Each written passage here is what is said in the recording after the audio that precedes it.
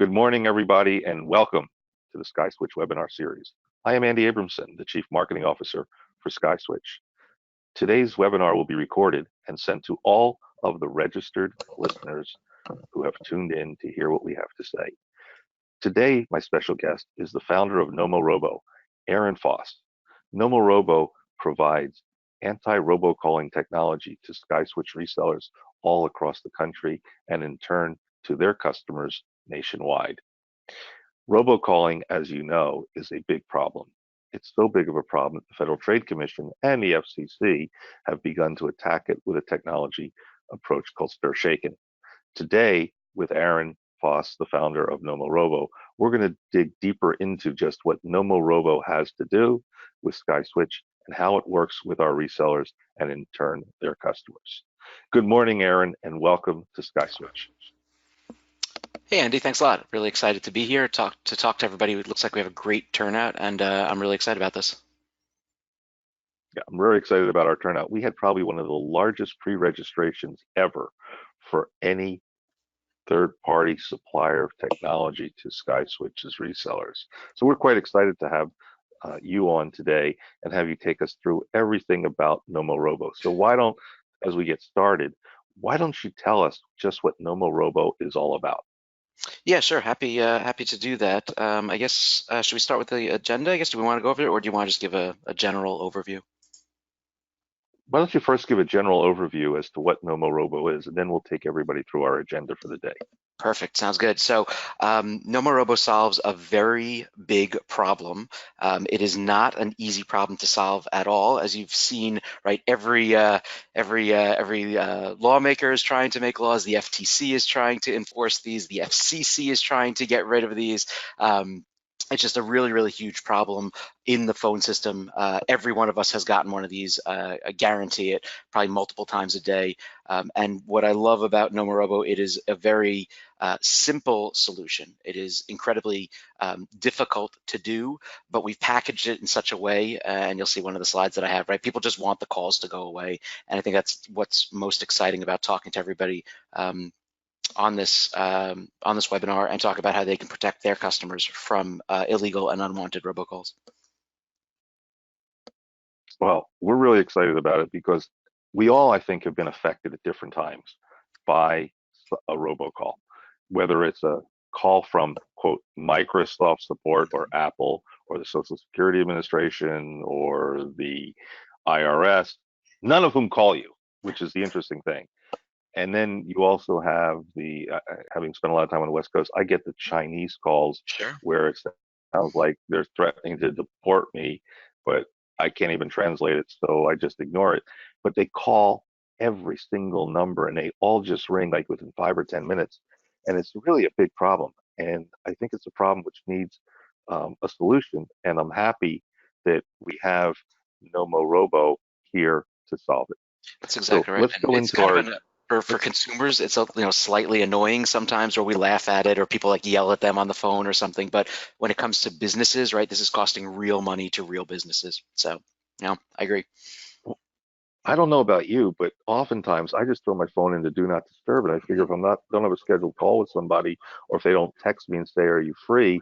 I figure it's a scam call. So I don't even answer them anymore, which is really bad because people are constantly going to voicemail. I think that's become the biggest benefit of robocalling is the voicemail industry has to add more servers to save all those voicemail messages. That's exactly right. So let's dive into the agenda and let's go over that. We should see that up on the slide very shortly. We've already talked about today, so we're going to talk about robocalling and why it's a problem. We're then going to talk about how robocalling is different from legitimate auto dialing by call centers and marathon rooms. Those are the calls that are being placed to you because you have asked for someone to call you. Why robocalling is a problem for resellers and end users. What Nomorobo is doing to combat all that robocalling. How Nomorobo actually does what it does and where it intercepts the call so people are not annoyed. We're also going to discuss the latest with the FTC and Stir Shaken and why resellers really need to act on this now with their customers. And then last couple of things we'll talk about is what the road is ahead and how resellers can actually implement Nomorobo from within the SkySwitch dashboard. And at the end of it, we're going to actually have some Q&A. So save your questions till the end, folks, because we know you're going to have them.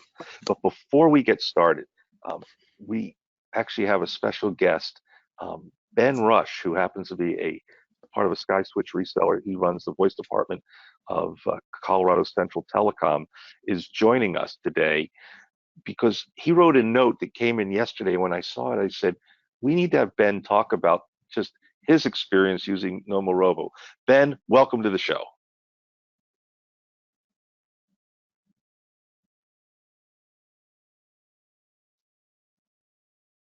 Ben, are you there?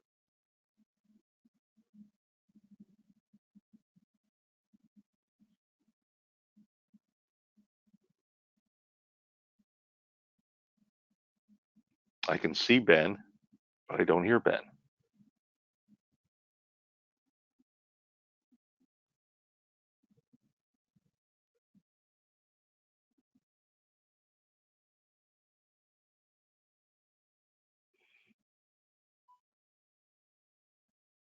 Hi, Ben, can you hear us?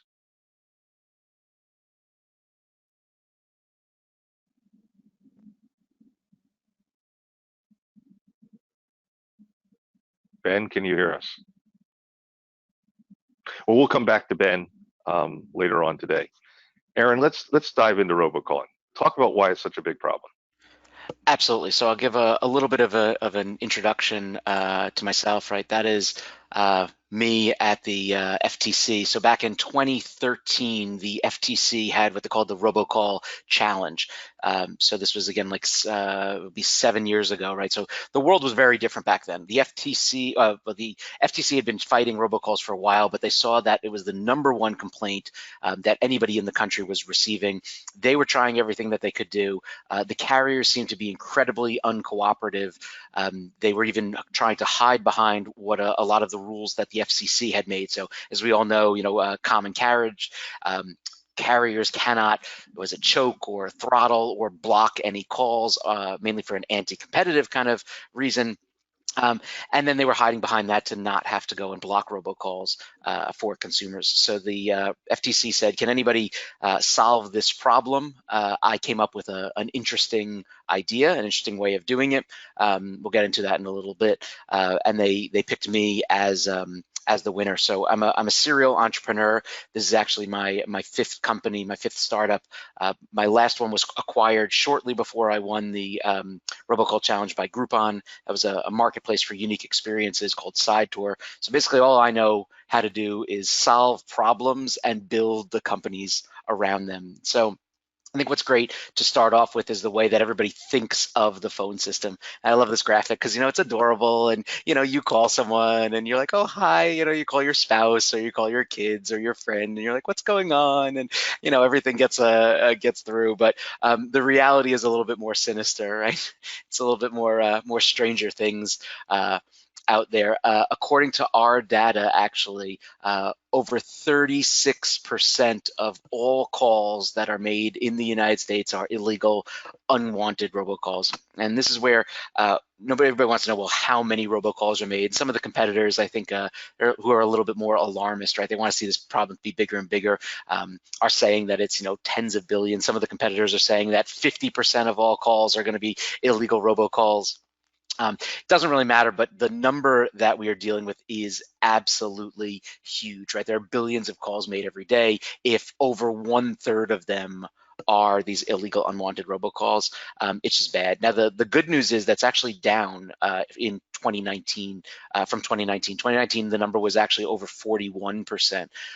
So it dropped 5%. It's still enormous, but it really is, we are seeing good trends, and it comes in from the fact that partners like SkySwitch and the other carriers and things, that people are actually doing something to combat this problem. So let me just also start off that. Let's get our terminology correct so that we're all on the same page. I just want to go over what we consider a robocall, and we use that as a catch-all. Okay, so we basically call as an unwanted automated telephone call, right? So there's a lot of calls that you just don't want to get, right? There's a lot of crazy exes or friends that you don't want to talk about, or that guy who's always calling you up to go and try and borrow money or anything. Our definition is that it's using an ATDS, right? An automated telephone dialing system. It may have a pre-recorded message. So as Andy was saying before, it might be that the Chinese robocall that's in Mandarin or Cantonese. It might be one that's saying that the IRS is going to come and arrest you, but it doesn't have to be. It could also be a live operator, right? There's a lot of robocalls, especially in the if you ever gotten one of those vehicle warranty scams, where they'll use an automated dialer, right? So these call centers are not actually typing in numbers into a phone, but then at the other end, they have a live person.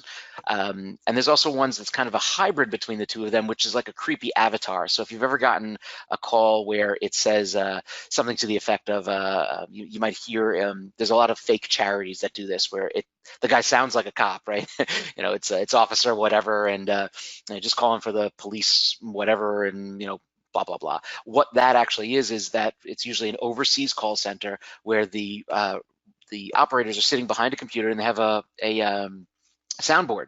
So they're just actually going and pushing the button to go and play different parts of the conversation, so that you don't hear the call center's background noise and you don't hear any kind of foreign accent, and they just get you to to continue the scam. Yes, all of these are technically illegal. Please re-enter your access code followed by the pound or I think we have, is that Ben over here? Yeah, can you hear me? Hey there. Cool. Oh, yeah, sorry. There we have Ben. Don't apologize. Welcome. Yeah. We're happy you're here, and thank you for dialing back in. Yeah, sure. I think Emily and I read your technical issues there. Hey, don't sweat it. Actually, do you want to talk fine. about? Yeah, you want to talk about your experience right now? Yeah, sure. Yeah, no problem. Yeah, so we had a residential user that we were signing on, and he was porting his number over from CenturyLink, and he said that he was having a lot of robocalls or a lot of spam calls, and so we just went into the DID portal that SkySwitch provides, enabled Nomorobo spam control, clicked on the prepend. He chose that, and then just have it went to his DID and had any detected calls go directly to voicemail. And he sent me an email over the weekend, and he said that thought I'd let you know, Nomorobo filter works great. I have not had one robocall yet, and I used to get multiple each day. And that really made my weekend, because you don't too often get praise, usually only when you hear something's not working. So it was really nice to hear that something out there is working that great. And so he's happy, we're happy, and yeah, it's just awesome. Love it. That's awesome. That's great. And it's really, as we Ben, talked about, right? As a reseller, what does this mean to you? To receive a note like that from one of your customers, but more importantly, what does Nomorobo provide to you in the sense of how you operate your business, how you convey things to your customers, and how it solves problems for you? Well, yeah, obviously it means to us happier customers. It means that we can provide a service to our customers that gives us an edge over local competitors such as CenturyLink or Spectrum Charter, who are not offering, as far as I know, anything like this in our area. And so there's obviously, revenue opportunity there to sell this to our business and even our residential users, as in this case, which we have quite a few of. And so yeah, it's all around just really gives us a leg up and an edge, I think, in our market. Did I answer all those questions? That was quite a few. I think you hit all the right points, and we're really happy that you were able to join us today. Going back to Aaron, why don't we talk about the difference between robocalling and legitimate auto dialing that occurs from a call center or a marathon room, where the people being called have actually given permission to be called? That's a great way, because right, not all robocalls are bad, right? And when you start hearing this, everybody always says, well, what kind of, a lot of them are garbage. But think about it. There's police and fire alerts, tornado warnings, schools, school closings, right? There's a lot of reasons that there are a lot of good robocallers, especially good robocalls, especially in the financial services side, right? If you're fraud alerts, verification calls, right? These are all good uses of robocalling. And I guess with any kind of technology, you're always going to have the good and the bad. But this is a great way of pointing it out. Even as Ben said, right? We always hear complaints from people, but rarely do you get compliments, right? We always talk about what is a bad robocall, but what is a good robocall? And there are a lot of them. And what's really kind of sad, I've been in a lot of these conferences with the legal robocallers, and they're kind of like, pointing a finger, and because their calls just aren't getting picked up anymore, and they're blaming it on services like Nomorobo. And I said, no, it's actually the illegal robocallers that are really just completely screwing up this whole process for everyone. So yeah, when we talk robocall here, we're referring specifically to the bad, unwanted, and/or illegal robocalls. You keep using the word illegal. Years ago, you had what was known as the annoyance call bureau. Mm-hmm. So if you kept getting phone calls from the same party all the time, you would report a call to the annoyance call bureau. Well, with robocalling, or with the illegal robocalling, that annoyance call bureau is overloaded, and they just couldn't deal with it. And I remember back in the day, I used to get fax calls constantly to my landline. Somebody was dialing my phone number and trying to send a fax. Yeah. So what did I do one day? I connected the fax just to find out who it was, and then I called, and then I sent back a fax saying, "Stop faxing this number," and it stopped. But it was a lot of extra work to combat what was an automated fax call, and it came in every day at the same time. So so tell us more about how Nomorobo is solving all these problems. Well, and you're exactly right. This is, a lot of people think that the do not call list was supposed to solve all this. And if I had a nickel for every time somebody said, well, I'm on the do not call list, why do I keep getting robocalls, right? The do not call list and the reports to the FTC and everything that was done kind of prior to Nomorobo, right? We were the first technological answer, right? The first electronic defender against robocalls. Everything was exactly what you said. You would go and report a call when it came in. But by that point, the damage was done, right? The do not call list was around. I love that term of like an annoyance call, right? There was that legislation was put together in the late 90s.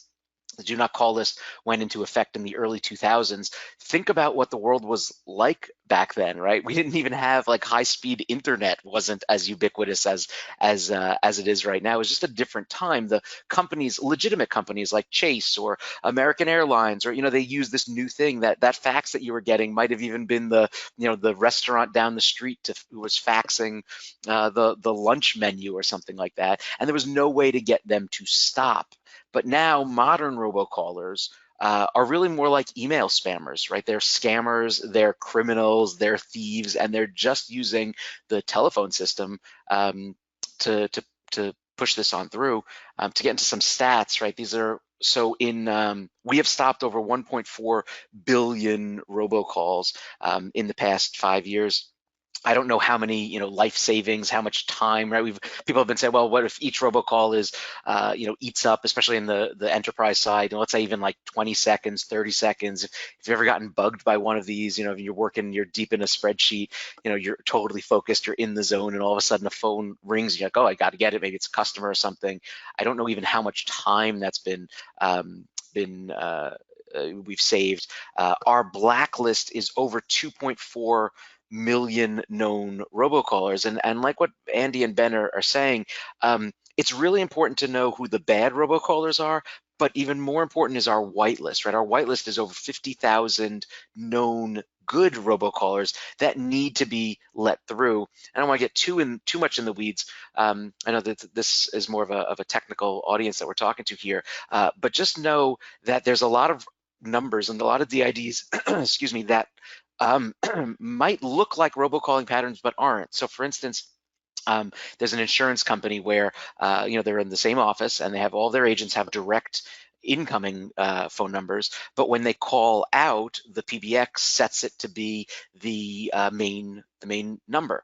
Well, when you have 10, 20, 30, 100 agents making calls, that starts right to the untrained algorithm. Oh, that looks like a robocaller. So this is really important. And again, on our end, our accuracy is over 97%. Our false positive rate is less than 0.1%. So again, I couldn't have asked for a better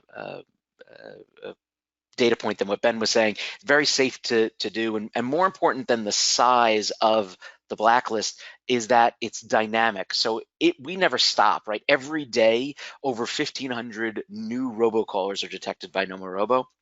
And so in any rolling 24-hour period, roughly about 250,000 different phone numbers are being used to send robocalls out of that 2.4 million numbers. And then effectively, that's what our algorithm does. I'm going to get to that in a couple of slides. We're going to dig into that a little bit. But the main thing that you have to know is that even we're supported by all the major VoIP carriers. We protect over, let's say we'll round here, right, almost 3 million people, consumers over there. And that's why we're really excited about working with more SkySwitch resellers, is that on the business side, our consumers see this, they want it ended, they want it taken care of. On the enterprise side, everybody on this call is some of the first people to realize how important it is on the enterprise side, and why we're so excited about, I want to say it's the next frontier, but now that it's proved itself in the residential side, because quite honestly, it's much more difficult to do on the residential side, right? The good robocalls they're calling, the schools, the police, the fire, the prescription reminders and things, that's something that an enterprise doesn't necessarily have to deal with. So we decided to kind of like swing the heavy bat first, work on the residential side, and now we're getting our solution out on the enterprise side. Andy, did you want me to stop here? Or? Yeah, let me just throw something at you. Yeah. You know, Ben talked about how happy his customer was because how easy it was for him to set it up and get it going and make it work. And you talked about the spam problem, which we all remember very well.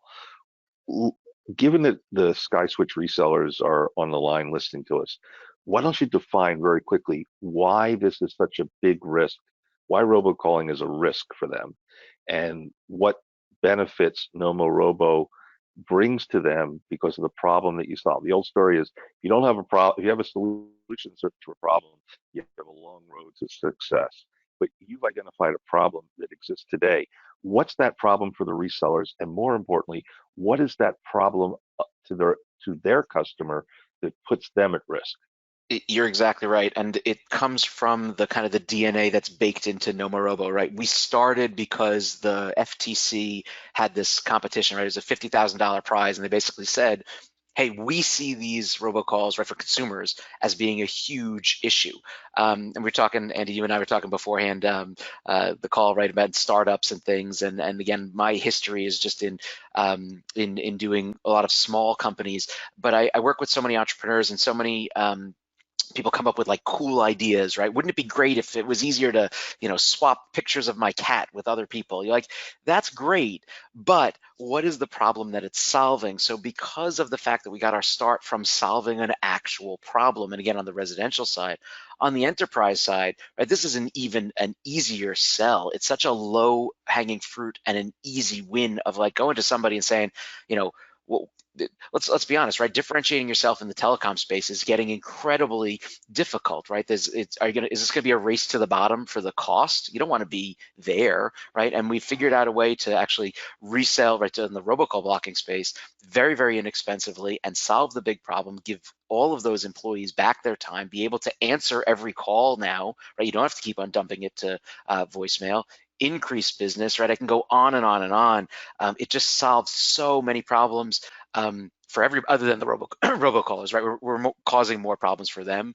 And I'll end on this, is that the more people that use robocall blocking tools, turning it on in SkySwitch, using our mobile app, using it on residential lines, the harder it is for robocallers to get their message across. The more difficult that we make it for them, the less effective it is, and they have to go and try and find, I was gonna say, some legitimate ways of making money, but that's not gonna happen. So it really is a kind of a shared responsibility here, that the more that we all do, the better it is for everyone. So what you're saying is there's a common pool, almost like a collective of, you start to collect all of the bad numbers.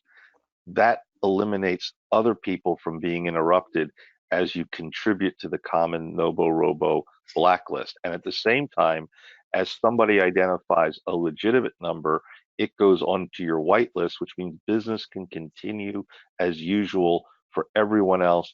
And they didn't have to do anything because Nomorobo did all the hard work for the resellers and their customers. That's exactly right. And this is a great transition into the kind of how do we do it, right? And I can kind of dig in, but you're exactly right, right? As I said, it's incredibly complex what we do, right? We're ingesting hundreds of millions of data points every single month. And let me show you. So, right, so we have this call frequency analysis, right? We have our residential lines, we have our honeypot, we have our API calls, we have our enterprise system, right? For anybody who doesn't know, a honeypot actually, so we have all of our residential lines. Those are, we understand that. What we actually went and did was we bought over 400,000 DIDs that were so dirty, right? They were basically out of service, right? None of the carriers could use any of these because they were just so overrun with robocalls. And that was like gold for our algorithm, right? We want all of that garbage to come in. And what's nice about, again, we're very big on privacy and consumer protection, right? We're not going to be answering any residential users' lines. We're not going to be recording any of that. We can't do our content analysis unless we can actually jump up and grab the call. So that's actually what we do with our honeypot. Once a number is kind of trips the early warning signal, then we can send the honeypot out to say, hey, if a call comes in from it today, grab a recording, grab a transcription, put that in for analysis, which you'll see. So that is one piece that comes along into here. The way that this is actually the lowest part of, this is the part that we use as most infrequently, but as I mentioned before, like the FTC and the FCC, the way that everybody has been combating this problem in the past has been through individual user reports. And really, one man's trash is another man's treasure. To Andy's point, right? Like if you didn't want that that fax, which we still don't know what it is, but let's just pretend that it is the the menu. Somebody else might want that. He might not want that. So the schools are a perfect example, right? Some people are their kids graduate, they're still getting those calls. Okay, we will use that as a signal in the algorithm. But what's more important is using our machine learning, the AI classifications, the call content analysis, the different ways that things are coming into our residential lines, into our honeypot. We can be a lot more aggressive on the honeypot side too, right? Those numbers have been out of service for years. Nobody should even be calling them. So if we see something come in, it might only need to get a couple of notches over there, and then it's immediately added to the blacklist. Whereas on the residential side, right, a new CVS down the street opens, or a prescription reminder, or a doctor, we can't be as aggressive. Kind of putting all of this together is what, in real time, right, this is running literally every second of every day and is programmatically creating the blacklist and the whitelist. And the joke that I usually do is whenever, again, we can dig into the details if you want in Q&A. I'm more than happy to talk about this, like kind of our secret sauce. Whenever I talk to consumers, right, I just say, you know what, it's just magic, right? And that's really all that they want to happen, right? They want to turn it on any of these, and we talked about like CenturyLink or Fios, right? In enabling it on the residential side, just as easy as on the enterprise side. We also have our mobile product, right? We have this is our mobile app. It's top 10 app in the App Store. We were picked as 2018 Invention of the Year by Time Magazine. And really, what I just kind of tell people is we do the hard work, right? We have 10 people here whose entire job every single day when we come into the office is about fighting robocalls for you, right? For your customers, for everybody in the country. And so that's really what's kind of exciting about it, right? And we'll get to some of the other pieces later on. How it works, it doesn't really matter, right? We just have to know that it's safe, it's people want it, and that it kind of works, which I guess is a really good segue into talking about it on how we do it on our services. Then we'll talk about how we do it on SkySwitch. So as we talk about right now, right, we have our landline product that's, again, you can go and set it up right now. It's supported on all of the major VoIP carriers. And what we use is something called simultaneous ring. This is our way of kind of jumping onto the phone network without having the cooperation of all of the carriers. It's happening, right? Even this year, we're signing up 3 more carriers who are doing our one-click integration using more of an API model. The negative side to this is obviously can't use it on mobile, and then you do hear one single ring before we jump in and stop it. So the good news is you can see the caller ID, you can verify that it works, right? Our premium version of our mobile obviously blocks it before the first ring. You could set it to identify it or block it. That obviously doesn't work on landlines. But if you notice on over here, they all have our 24/7 real-time protection. That's why I'm so excited about things like SkySwitch, some of our other reseller deals, right? We can protect landlines, we can protect mobile, we can block it before the first ring. As Ben even said, you won't even get these 24/7 real-time protection. It's just really super exciting, right? That for 6 years, we've just kind of been chipping away at it day after day after day, getting more and more people on it. And now in 2020, really this might be the year of robocall blocking. 2019 was the year of the robocall. Everybody finally got fed up with it and said, we've had enough. And now it's going to be going into the fighting backside. So I don't know if Andy, you want to talk about how to turn on for SkySwitch, or you want me to dig into anything else? Yeah. Why don't you just dig into how it all works and how everybody turns it on? We, basically within SkySwitch, we have the SkySwitch knowledge base for spam control, and DIDs are powered by Nomorobo. So there's a complete set of instructions that already exist for our SkySwitch resellers, so they can enable spam blocking and robocall blocking on the individual DID. And I think that's real important in that you can, if an annoying call is coming in, you're turning it off for a specific number coming in, going to a specific number. And so what you do is you search for the phone number for the DID inventory page, and you click on the caller information icon. You then proceed to enable the spam filter by selecting the spam control powered by Nomorobo, and you pick to choose one of the options, which is to play an intercept message, or to prepend it to be a caller name marked with spam.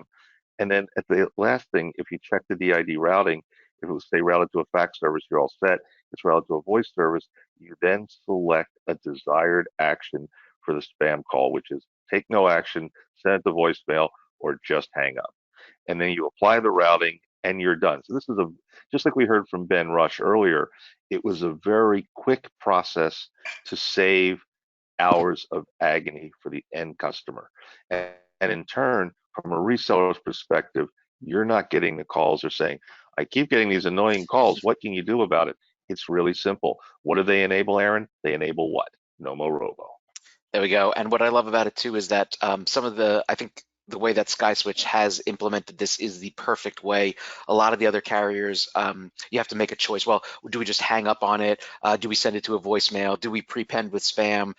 You know what? You get your option. And even as if you want to turn it on for some of your customers, even just start off with like prepending the caller ID with spam. And then people will start to say, because I've seen this all the time, well, if you can set it, if you know who it is and you can set it in the CNAME, what about, can't you just hang up on it? I'm like, yeah, actually. And then what happens is you can kind of build trust or something like that. People don't even understand, oh, I don't want to miss any customers or anything. How about we just go and send it to voicemail? Everybody's like, oh, that's great, right? Worst case scenario, you go and check the voicemail. So what I love about this is it lets Nomorobo do what we do best. It lets SkySwitch do what they do best. It lets the resellers do what they do best. It lets the customers do what they do best, right? The end user. It lets their customers. It just works so well. I'm just super excited about this. And I guess this is a good intro or a good segue into our last piece, which is on the the government side. You guys might have heard of Stir and Shaken, and everybody's kind of saying that this is going to be stopping the robocall problem. And in so many words, again, just like we kind of like, say it's magic, right? Stir and Shaken is going to be very good for verifying who is making the call. So the way that is, we talk about like spoofing and the caller ID name setting. And right now, the way the phone system is, you can set that to be anything you want, which is why we have this problem, right? The spoofing was kind of built in when it was Ma Bell, when it was AT&T. There was no such thing as needing to verify your caller ID. So all the carriers and the FCC, the lawmakers are really pushing Stir and Shaken, which you can think of as verified caller ID. The key to this, though, is it doesn't really do anything about the content of the message. So you can have a verified phone number and still be pushing out bad robocalls. And that's where I think a lot of people, even our own investors, our own board, everybody's always worried, saying, well, when Shaken and Stir comes out, there's not going to be any need for Nomorobo. That's not true, and it's not. There's no one magic bullet, right? Nomorobo isn't the magic bullet, and Stir and Shaken isn't the magic bullet, and FTC enforcement actions isn't the magic bullet, and the FTC going after everybody. Each one of these things is going to be helping, and as I mentioned before, the more people that we could turn on the robocall blocking for on their systems, the better it is there. There's a lot of bullets that need to happen, but I am incredibly positive about the impact that we can make. And I'm sure everybody's, they always say, well, if you do your job right, Nomorobo is going to go out of business. Just like with email spam, right? Like, it's largely under control. Can you imagine using email without a spam filter? Are there false positives? Of course, right? You still have to check your spam filter and make sure that something didn't get caught in there. Of course, but the reason that email spam is under control is because there are anti-spam functionality, same deal with the anti-robocall kind of thing. So I think that that's really where we're really moving towards. So that's basically everything I wanted to talk about. Andy, I don't know if you want to pick it up, or we can talk to questions. Or let's just dig into some of the questions we're getting. One thing that crossed my mind is, does Nomorobo for the reseller, because SkySwitch resellers focus heavily on the business market, enable a one checkbox that says this number is bad, and immediately anybody within a single number block within a company is able to be eliminated, and that will never be a noise. So if the first person reports it, it becomes company-wide. Is there a way to do that? There is. We don't have that right now. As we get, it's more of a global blacklist. Same deal that those are suggestions. So yeah, we're working together to kind of like any reports on there go onto a local blacklist, and then that data also could get rolled into the global blacklist. But even if we can, right now we're preventing 97% of the calls. So we think that it's still worthwhile. But yeah, suggestions like that, if there is, because we need to figure out what we want to, the next features that we want to add. 100%. If that is a request, I love that idea. Okay. Second thing is, Michael Rada asked the question, will we get a copy of the slides? Yes, Michael, we will post the webinar to the SkySwitch website, and then we will append the slides that we have that were put together by Aaron and our team and make them available as a downloadable PDF for you and all the resellers. Ken Corbett had a comment. He said England had the same issue with Big Ben. Yet this robocalling is not isolated to the United States, I don't think. As someone who travels quite extensively and actually has numbers in foreign countries when I travel, I get the same type of calls, whether I'm in the UK or Portugal or Australia, New Zealand. It is not localized to the US. The difference is the US with Stir Shaken has actually taken some steps to make the calls illegal, which I'm expecting or acknowledging that other countries are doing the same thing. Aaron, we had a question about the Nomorobo whitelist. This comes from Bill Smith. He said he had an experience a few months ago where a customer for whom he had set up Nomorobo reported their prime vendor calls were also being blocked. When he asked for support, they were referred to Nomorobo to whitelist the vendor's number. Is there a way to provide, and he calls it an in-skin way of whitelisting numbers, as well as the way we can in-skin blacklist numbers? Yeah, absolutely. And this has been, so the easiest way right now is to send that to reports@nomorobo.com. Just drop an email. As we've been getting bigger and bigger, as we've been integrating with more and more systems, the whitelisting and the speed of whitelisting is super important, right? We would rather let some bad robocallers through and make sure that the good robocallers can get through. So as we talked about, the blacklist is completely automated. It takes in all that automatically, the reports and things like that, but our whitelisting is completely manual. So we're trying to figure out a better system, right? Can you just go and report it? It gets in automatically. As of right now, you used to have to go through the whole support system, where sometimes it would take a little bit longer. So we set up at least a process right now. If you send an email to reports@nomorobo.com, that should get just within a few hours get flipped around and get onto our whitelist. And then we're going to be getting better with the automated reporting of whitelist or blacklist numbers, right?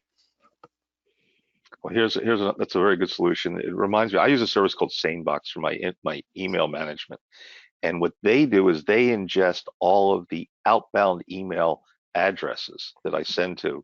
They weight the frequency of how often I send to those people, and they determine whether it should stay in my main inbox or move into what they call my sane later or my sane blacklist. And I get the feeling that you're doing the same thing with your algorithms in order to allow the good calls to go through, but one person's good call is another person's bad call, and that's where what you do comes in and makes it so successful. Another question from Ken Corbett. And this sounds like a business opportunity to me. Ken asks, is there any chance each user is able to record their own intercept message? Also, let's say a valid caller from a prior block number. Anyway, the message can say, if you're not a robocaller, press this number now to put your call through. Let's address the first one. Is there any way to record a customized, sorry, you're not getting in call message? As of right now, no. It's just the global one. Okay, but maybe down the road you might want to consider letting some personalization to the outbound Correct. message. And what we usually think about, again, on the since most of these are automated, pre-recorded, right? It makes people feel better. There's even we did a partnership with a couple of bot builders, so we would answer the robocalls. It was like Christmas themed. If you go to donotcallchristmas.com, you can see what we did there. We basically coded up a whole bunch of bots that would answer the calls and then kind of like mess around with the robocallers. So a lot of people, right, on the residential side have wanted a message that usually laced with expletives, yelling at the robocaller, but really what it is then your robot is talking to their robot.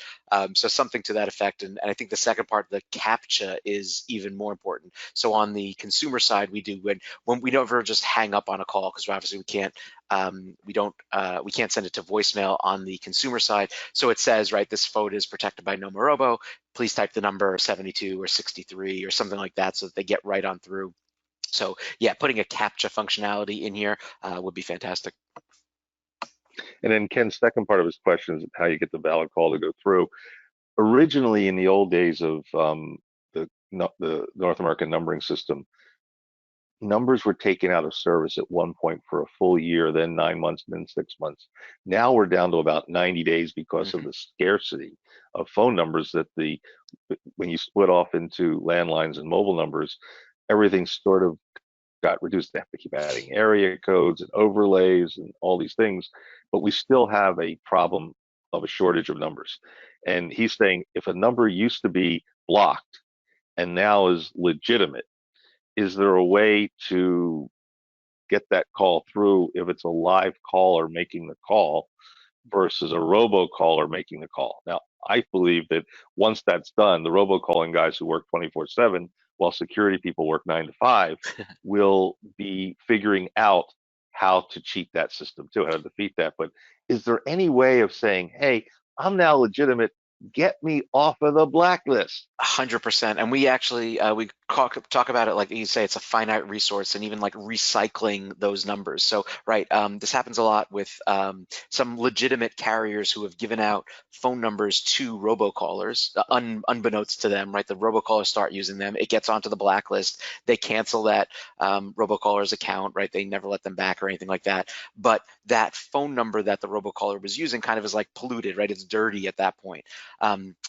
If it goes into the cleansing process and then it's given to somebody else, and all of a sudden, we still think it is, that's again the same deal. We remove it from the blacklist, cleansing those old numbers. And that's even the thing, right? As I mentioned before about our dynamic blacklist, once you get on that blacklist, it doesn't mean you're never getting off, right? There's a decay function, as I talked about. It has to be showing robocalling patterns. So this is a question that I get all the time. Let's say that you have a legitimate number that a robocaller, let's say even your cell phone, right, that a robocaller is spoofing, making robocalls for. Okay, at that time, it will be on the Nomorobo blacklist, right? If you call let's say a residential subscriber, you will have to type in the CAPTCHA, or if you call through SkySwitch, provider, you will get over to voicemail.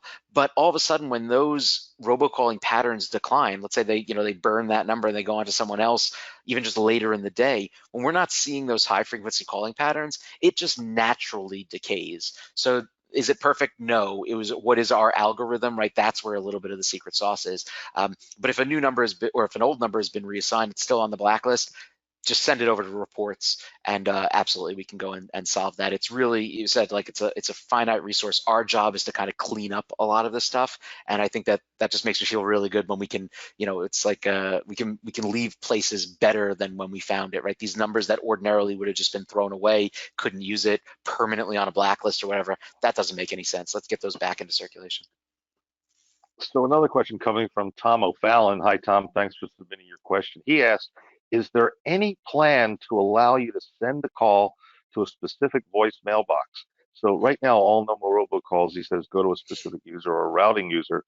That way, the user's mailbox does not get clogged up, and then someone can come in and listen and confirm whether it was a legitimate or illegitimate call if they want to. Sort of like a spam catcher. Yeah. That's a fantastic idea of having just like a folder, like a spam folder in email. You have a spam voicemail box that, right, but you don't probably need to, you don't need it clogging up your regular voicemail box. You just need it, maybe you want to check that once a day or every couple of days. I think that's a fantastic idea. Another question comes from Chris Frost, and I know we announced how we talked about deploying the service for customers. He says, we have PBX customers.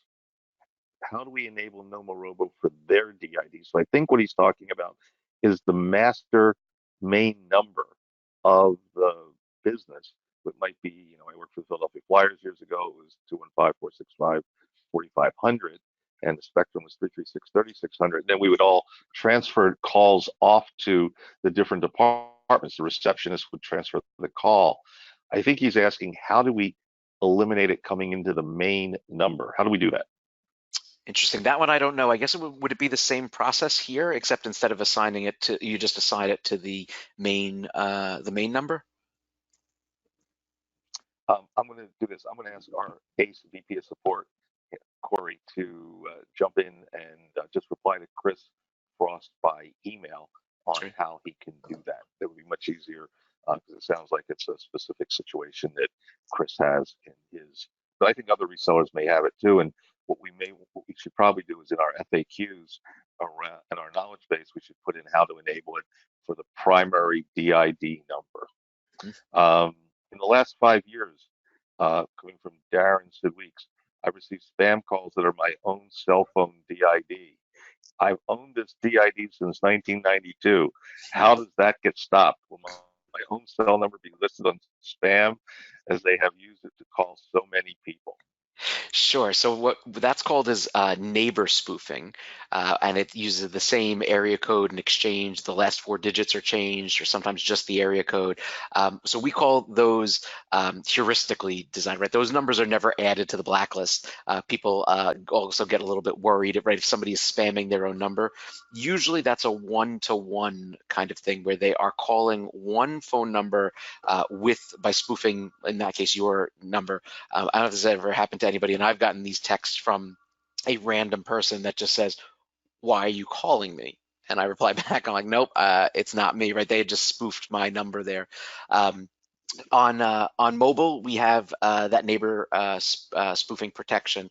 With our API version and our landline version, we don't have that yet for the risk of false positives. Same deal on the enterprise side. A lot of times when you're transferring to like in a campus, a college campus or a hospital, it has the same area code and exchange. So we felt that there was going to be a little bit too many false positives. Our API actually does report back whether is that a neighbor spoof. So maybe in the future we could turn on not only just the blacklist, but do you want us to stop neighbor spoofing? Also, that's been one of those kind of things that we haven't found a perfect answer for, but as the robocallers use more techniques like that, right, we're not blacklisting every number or anything like that, but we are looking at those patterns and making sure that we at least intercept them, send them to voicemail, do something along those lines, and that's just kind of evolving, right? Even on full disclosure, on day one, right? This was in October 1st of 2013. We didn't even have a whitelist, right? How we built the service without having a whitelist, I still don't know why, right? But we didn't think anything of it. We're like, oh, okay, we just have the blacklist. We thought that it was tuned down enough. Very rapidly, we were getting emails from people saying, hey, this number needs to get through, this needs to get through. So within about 2 days, that was the first enhancement of it. But it just shows you how far we've come. And now as they're using newer and different techniques, this will keep evolving, and we'll keep on rolling out new ways of fighting this crime. But I think to Darren's question, though, he was saying his own number, not even a neighbor's number, is what's being used to call. So it's almost as if they're spoofing his own caller ID and Annie back to him. So and that's one I've seen too, but rarely. And it only happens where they're trying to make it appear as if you're calling yourself, as if that might be the telephone company calling you. Yeah. And his concern is, if he reports that number, does he get blacklisted and his number is black? Got it. Right. That's his concern.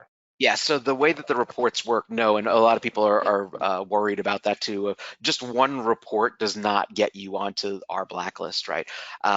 It takes a certain threshold. It also takes that pattern. So for instance, like somebody makes let's say, you report your own number, go with me, or somebody reports, maybe somebody got a call from you because it was spoofed.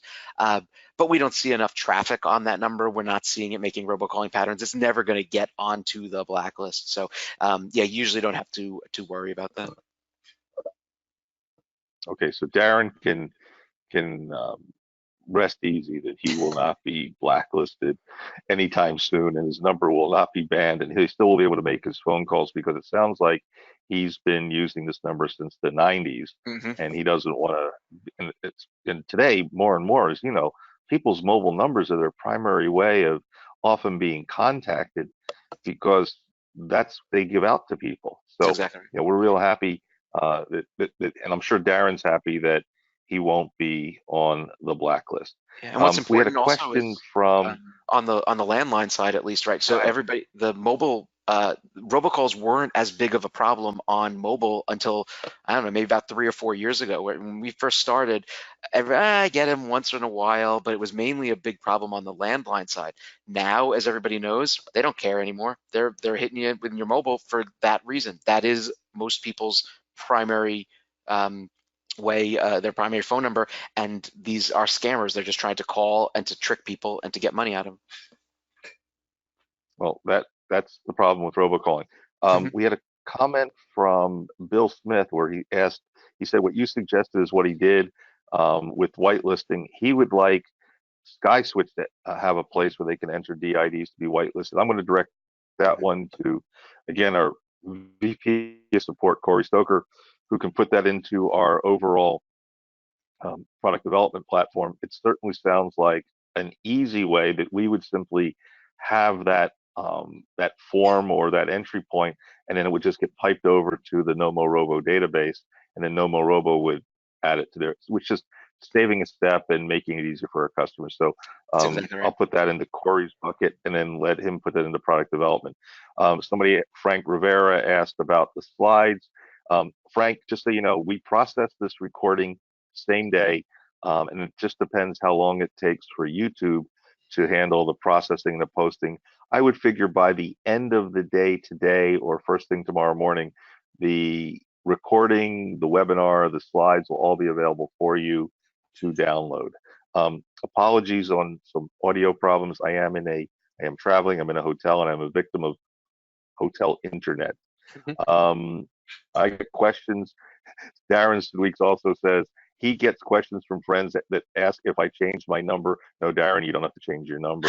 And at least with Nomorobo, your calls won't be blocked. There are other companies out there, many others, that are starting to compile databases. The problem that we don't yet have, from everything I've looked at with Stir Shaken and talking to folks in the industry, is that there is no real centralized database of blacklisted and whitelisted numbers. You've got a bunch of islands right now of companies, and that's why people like Aaron Foss, as CEO of Nomorobo, are working with industry groups to help to bring standards and solutions that apply to everybody, which is, and look how long we've had spam email. It hasn't gone away. It's not going to go away.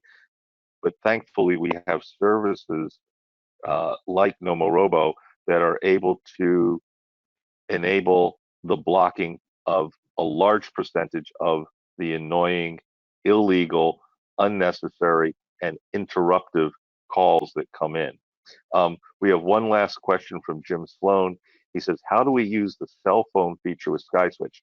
Well, if you're using the SkySwitch, if you're deploying ReachUC, the app that you can customize as a reseller and make that your soft phone on your mobile device, the number will be blocked by the SkySwitch switch network using Nomorobo. How it goes to a regular mobile phone, you then need to deploy Nomorobo, because we don't control the calls going to the mobile number, just to the ReachUC client. I hope that answers that question.